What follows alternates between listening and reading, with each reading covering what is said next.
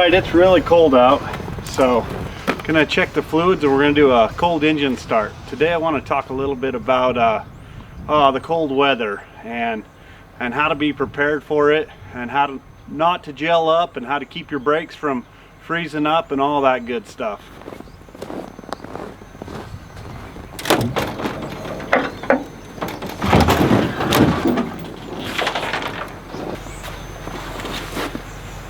Check the oil, make sure oil's good.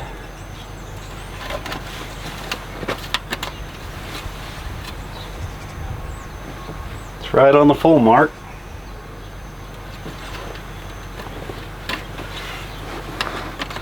So with the work I do, I'm home every night, and the truck gets shut off unless it's super cold. Then I'll leave it run, but very rarely do I leave it run. It's got to be really probably 20 below Fahrenheit for me to leave the truck run. I plug it in. It's got an engine heater, so it doesn't like the cold weather that much. It's very important for me to plug it in. If I didn't have it plugged in, there's no way it would start. So I'll get around here and check the rest of the fluids, and we'll get her fired up. One thing I want to talk about before I get it started: fuel. Fuel is really important to keep from gelling.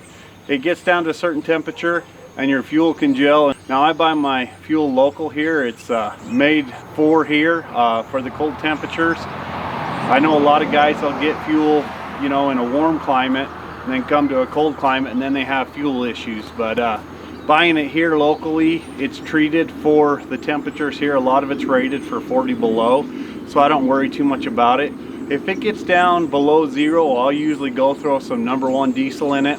I'll throw about 50 gallons in it, but I don't run any extra additives in it. I don't like the stuff. It stinks. You get one drip on you, you smell it for the rest of the day. It spills in your truck in the side box, and it's just not good, and I don't like it, so I don't even use it. I've never had any issues. The main thing that you always want to do, you want to keep your fuel tanks on the top side.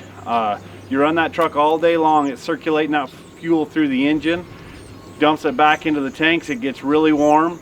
If you're down low, half tank or lower, as the fuel cools down when the truck's parked, it builds condensation, then you get moisture in your fuel, and then you're going to gel up. So before you park it when it's cold, just make sure it's full, and you'll never have any issues, or at least I don't anyways. Alright, all the fluids are checked and everything looks good, so I'm going to go ahead and fire it up. It's going to clang and bang and smoke a bunch, and it's cold, so let's get her started.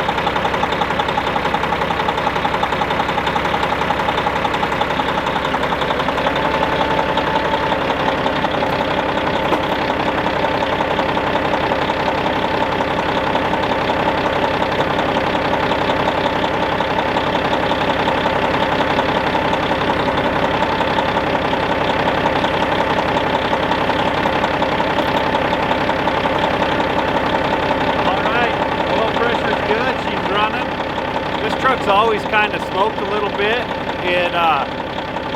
It's got a sensor or mode in the computer to pour extra fuel to it when it's cold, so it smokes a little bit. We'll just let it run and let it build some air pressure. And then I drove through a bunch of snow yesterday, so we'll go through and check and make sure all my brakes aren't froze up.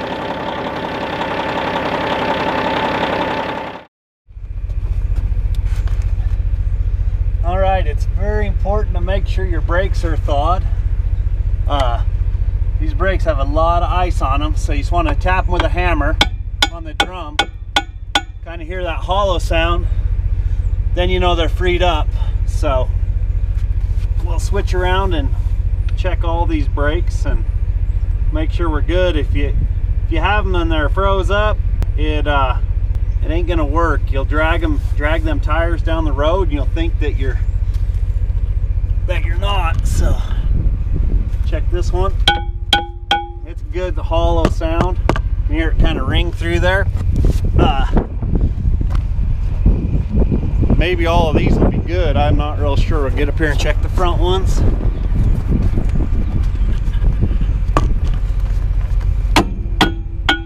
That one wasn't. It was still froze up, but it popped free pretty easily.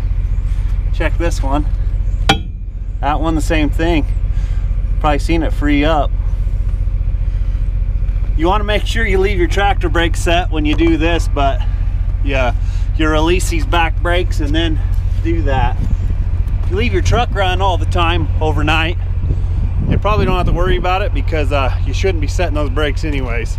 Just set your tractor brakes. But so our trailer brakes are all freed up. Now I'll go check and get in the truck. And so what I like to do is I put it in reverse and back up first. I don't know why, but it seems like it'll pop them free a lot easier going in reverse than it is forward. So we'll go try them out.